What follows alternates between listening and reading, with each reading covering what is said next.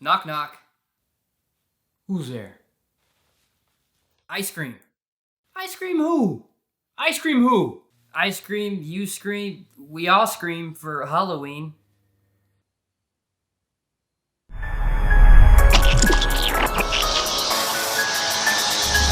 What's up guys, welcome back to Juice Talkies, and for those of you that are new, I'm Joshua Perez, and today I thought I'd do something a little bit different. I wanted to talk about my top 10 favorite Halloween movies of all time, and this is by no means a top 10 best Halloween movies list, or top 10 scariest movies list, although some of these titles are pretty terrifying. But these are just some titles I found to be extremely rewatchable during Halloween, and just some of my personal favorites. So please, if you don't agree with this list, please don't come to my house throwing eggs or toilet paper. Are kids even still doing that? I kind of figured that this generation's delinquents were probably replacing those with Tide Pods. Because, hey, who's not wanted lavender scented siding? But anyways, that's the beauty of diversity and differing opinions, because imagine a world if we all like the same exact thing. It would be pretty damn boring. So with that being said, f your list. I'm just kidding. And just a heads up, this is not in any particular order except for my number one. So let the games begin. So coming in at number 10. Anyways, number 10, John Carpenter's Halloween.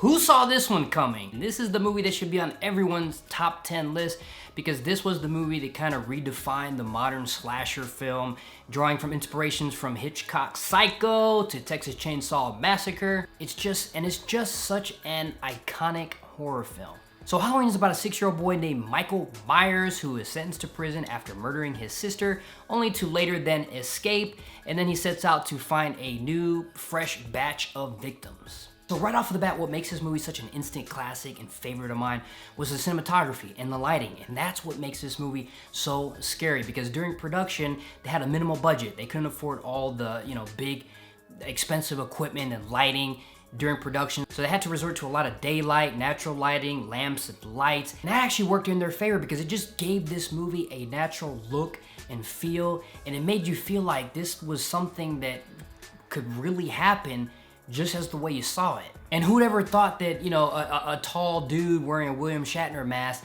standing across the street would be so terrifying in the daylight? And I like the fact that, Michael is completely silent. He is a mute in this movie. He doesn't say a word. The only thing you get from him is just some heavy breathing and some POV shots with him in the mask. And, if they were to even make him talk, I think that would just kind of lessen the horror element and, just kind of decrease the fear factor. So check it out. And if you haven't seen this movie, you're grounded until your great grandchildren can resume your groundedness. Number 9. Hocus Pocus. That's the thing about relationships. They make you do that, that C word thing. Compromise. Compromise. Don't judge me. So Hocus Pocus was actually a movie growing up that I did not really care for. I did not pay much attention to it. I'm sure I've seen it maybe once or twice, and it never stuck with me. I never really appreciated the movie until much later, until I became an adult. And it's just one of those iconic and cult classic films that is just one of those movies that just everybody watches every single Halloween. And so it's about 3 witches, the Sanderson sisters, that are resurrected hundreds of years later after a virgin lights this cursed blacklit candle. And their whole goal and purpose is to basically drain and suck the life out of children so they can stay looking youthful and immortal. But it's fun, it's charming, and it's like that perfect Halloween movie. It's like the Home Alone or A Christmas Story of Halloween movies. It's that movie that you watch every single year 1,000 times until your eyes bleed candy corn juice. And it just really captures the essence of Halloween. You have your black cats, you have your witches, you have your giant cauldrons, magic, zombies, and you have just a gang of fun characters. On top of that, you have some really great campy humor and, a little bit of sexual innuendo jokes in there, which I don't know how that was possible in a Disney movie. And to top it off, you have the little girl from Monkey Trouble. Sold. On to number 8. Coraline. Coraline is a stop-motion animated movie by Laika Studios, and it's about a young girl named Coraline who moves into a new house with her parents, and there's just one problem. Like, her parents don't give a damn about her. Like, her parents are just too busy to spend any time with her. They neglect her until one day she finds this secret doorway with this crazy-looking, colorful kaleidoscope slide or portal into this other universe. And on the other end of that portal is a house that is very identical to the one that she had just moved into, just a alternate version with alternate parents, an other mother and an other father. And her other mother and her other father are actually giving her all the attention, all the love that she ever wanted and was missing in the real world. So Coraline happens to be one of my favorite animated movies of all time. Like, I love the animation. There is just something about the painstaking amount of work that goes into making these movies and the passion that just really make these movies truly special. And I love the spooky look and colors and design of the characters. Also, the voice acting was perfect. Like, you had Keith David voicing the Black Cat in this movie, and his voice is just the perfect fit for this type of movie because it's deep, it's mysterious, it's dark, and it was perfectly fitting. But her alternate parents give her all the delicious foods, all the delicious desserts and cakes, and she even gets her own gravy train for her turkey. And they don't ask for much. All they ask is that you allow them to sew some buttons into your eyeballs. No big deal. But fun story, spooky visuals, and just right for Halloween. Coming in at number 7, Trick or Treat. This is one of those Halloween movies that became an instant classic like overnight. I remember right before I saw the movie, I didn't think anything much of it. I thought it was just one of those, cheap, B movies, straight to DVD kind of thing. No big deal. But after I saw it, I fell in love with it. And one of the things I loved about this movie is that it reminded me of that non-linear story structure that Creepshow had, or Tales from the Crypt. And this movie is done to that similar effect and style, whereas in this movie you have 4 or 5 interconnected and interwoven storylines. The only difference is that these are all told within the same continuity of the film in the same timeline. Tales from the Crypt or Creepshow were just completely separate stories. And then you have the story of Sam, who seems to be at the center of all these events taking place and periodically kind of pops in here and there during each of the stories being told. And Sam is going to be the one you're probably more familiar with if you've seen this movie before, because he looks like a prison fugitive version of Sackboy from Little Big Planet, if you ever played that game before. Another thing I really appreciate is the fact that this movie mainly uses practical effects.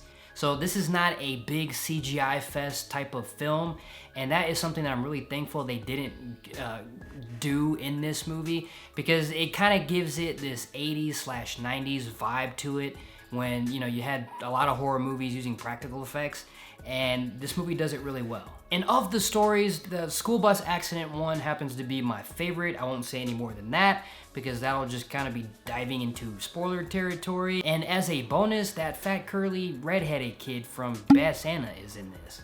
Or at least I think that's him. But really creepy stories, great use of practical effects, and incredible pacing. So definitely check it out. Number 6. Terrifier. Oh boy. Like, make sure you eat your Wheaties, do some push-ups, whatever you have to do to get your, body ready, because this movie is not for the squeamish and it's not for the faint of heart. So Terrifier doesn't do much in the story department or character development, but what it doesn't do in those 2 areas, it makes up for in gore, style, pure uneasiness, and truly bone-chilling moments. And when I first saw this movie, I had a really tough time trying to get this movie out of my head. Like, I felt like everywhere I looked, I saw this clown's face. So like I mentioned, this story is very, very bare bones. It's about 2 young girls coming back from a Halloween party at night, and they go to grab a bite to eat at a pizza parlor. And unfortunately for them, they run into Art the Clown, a demonic clown that starts stalking them and following them around that same night. So yeah, remember that, that clown from It, Pennywise? Hiya, Georgie. Want a balloon? Georgie! Georgie.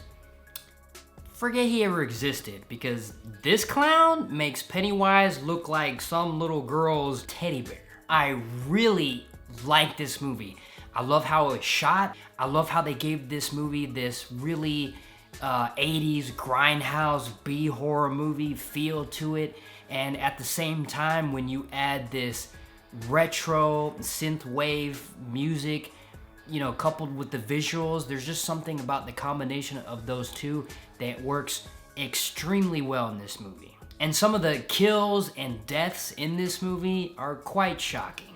So if you're looking for a real scary movie that's gonna really have you tossing and turning at night, and you don't mind the gratuitous violence and gore, this is gonna be for you. And good luck getting past that very first scene at the beginning of the movie. So number 5, Monster House. Another animated film released about 15 years ago, produced by Steven Spielberg and Robert Zemeckis. And it's about a young boy named DJ whose parents leave him with a babysitter for the weekend as they go out of town. And it's up to DJ, his friend Chowder, and the neighborhood Girl Scout Jenny to stop their neighbor Nevercracker's evil house from wreaking havoc on the neighborhood. So one of the reasons why I had to include this one on the list is because it's not only a great and fun Halloween movie, it sets itself apart from the other ones on this list as far as animation, because it's very unique, and it looks like stop motion or claymation animation, but it's not, and it's actually just all CGI meant to look and allude to that visual style. I love how the animation looks that way. I love how it's wonky at times. It's not perfect. It's really stylized. Even the character designs just have this really memorable look to them. And this does something completely different than your average haunted house movie. This is a movie where the house itself is not only haunted, it's a character in itself. From, windows as eyes to 2x4s as teeth, like this house moves, this house looks at you. And I love how fun these characters are, and adventurous and funny, especially in the moments when you have DJ and Chowder kind of clashing and butting heads and crushing over the same Girl Scout that they meet later in the movie. And I just love those type of movies where you have those group of kids and friends that are in peril, and somehow they find their way into this unexpected adventure. Similar to Goonies, this definitely has that Goonies vibe to it, just like on a slightly smaller scale. So number 4, The Nightmare Before Christmas. So if you haven't seen this Halloween movie, Christmas, huh? You said Halloween movie. This is a Christmas movie. No, Halloween. It's a Christmas movie. No, Halloween. No, Christmas. Halloween. Christmas. Halloween. Halloween. It's a Halloween movie. Christmas. Halloween. Christmas. Halloween. Christmas. Easter. But anyways, if you haven't seen this Christmas/Halloween movie, you must have been swinging from vines in Mowgli's jungle or something, and you should feel ashamed. So The Nightmare Before Christmas follows a skeleton by the name of Jack Skeleton, who is the Pumpkin King of Halloween Town, who starts to get tired and bored of the monotony of celebrating Halloween every single day, until one day he stumbles upon Christmas Town, where he discovers the spirit of Christmas and Santa Claus. And with this new discovery of this holiday of Christmas, he tries to persuade the residents of Halloween Town into adopting this new holiday tradition. So this is one of those Halloween movies that, I'd probably watched like 1,000 times growing up as a kid, but I didn't really fully appreciate it until I was older, and until I could understand the deeper themes of this movie. And I love the movie's message of just, breaking from the norm, trying something different, and getting out of your comfort zone to do something that you may not be completely comfortable with, but doing something new, something exciting. And I feel like that message hits home for a lot of people. Also, the Tim Burton gothic aesthetic and style is at full display in this movie. The character designs are great. It's dark, it's exaggerated. The set pieces are even more memorable. I mean, this is a guy who can truly bring to life this real gothic and dark twisted world, and that was one of the things I always remembered growing up was the set pieces. And for someone who's not really big on musicals, like, the songs were really fun and the songs were great. And the best part about it, you have a Halloween movie and you have a Christmas movie, and that is like having 2 scoops of your favorite ice cream. Number 3, ParaNorman. Another stop-motion animated film from Laika Studios, the same studios that brought us Coraline. And do you see the pattern here? Like, if you haven't noticed by now, like, I am really into animated movies. And with this animated film, we finally get some zombies. So Norman is a young boy who has a really special gift, and that is talking to dead people. And that makes him the perfect target for bullying. And he also has this really weird homeless uncle that warns him about a witch's curse and that Norman is the only one that can stop it. And also stop the zombie apocalypse. So I thought ParaNorman was great, and the reason why I think it's great is that because I feel like it's the most ambitious Laika Studios animation production I've ever seen. Like, this is a really fun ride. I loved how funny it was. I love how unexpected and grand scale the action sequences were. I can only imagine how much work went into getting those action sequences done. Especially the car chase scene, like, it just boggles my mind. And this movie too has like that Goonies feel to it. Like, it has this really awesome sense of adventure. I also really love the color palette in this movie, also the special effects and how seamless those blended in with, you know, the physical set pieces and clay models. Because, you know, when you're throwing in CGI and those kind of effects, you want to make sure that those things mesh well, and they did just that. But super fun, action-packed, and funny movie, even though some of the jokes might go over some kids' heads, because I feel like there's just also some scenes and character designs that might be a little bit too spooky for kids, but I mean, this movie was just really awesome. Number 2, The Addams Family. They're creepy and they're cookie! I really don't even remember the rest of the song. It's pretty good.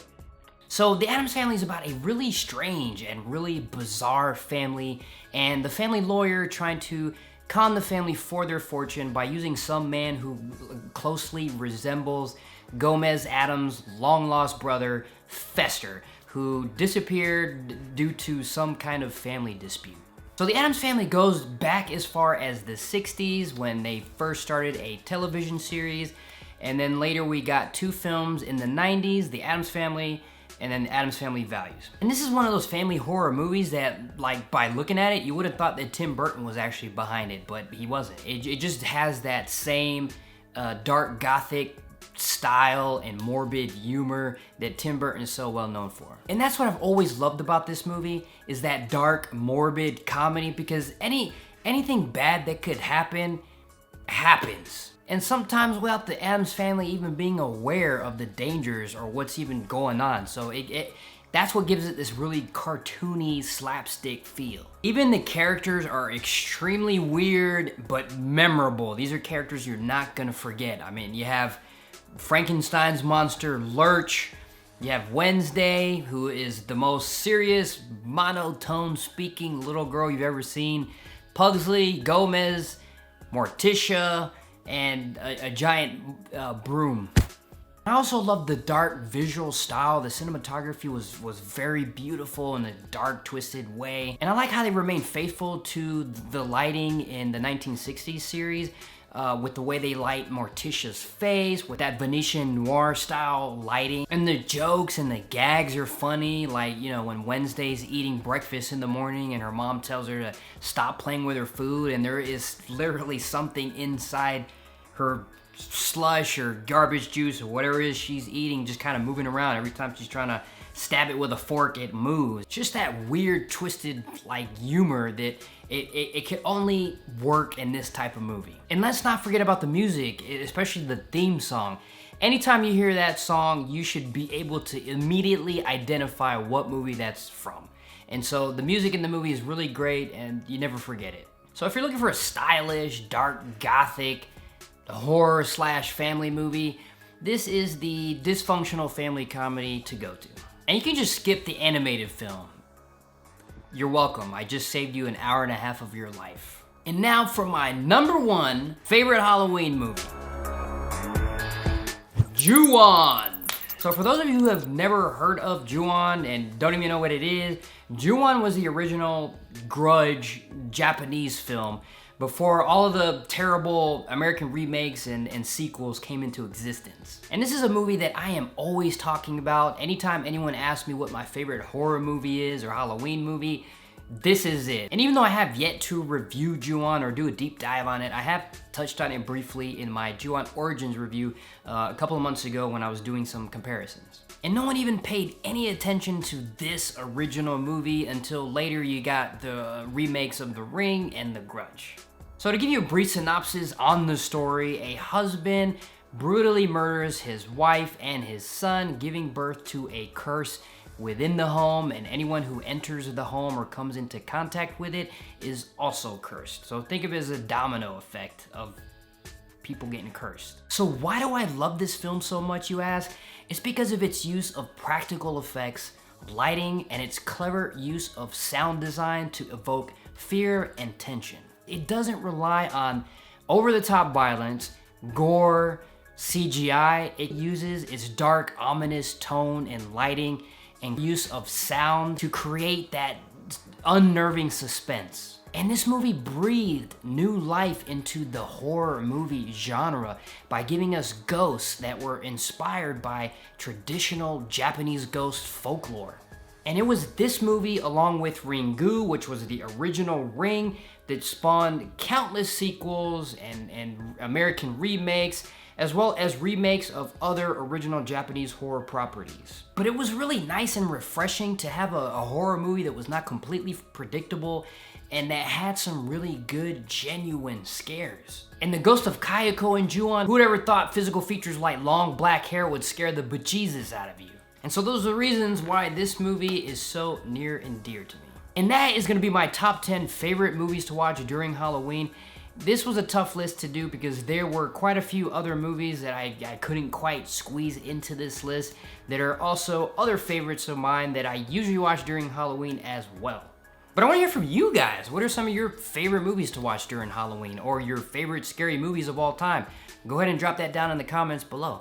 And I just want to let you guys know that I'm going to be taking a little bit of a break. There are some projects that I have put on the back burner that I've been meaning to get back to. So I'm going to be spending some time doing that, and with the approaching holidays, going to be spending a little bit more time with my family. And I hope that you guys have a good Halloween and holidays, and please stay safe out there, guys. Keep it groovy.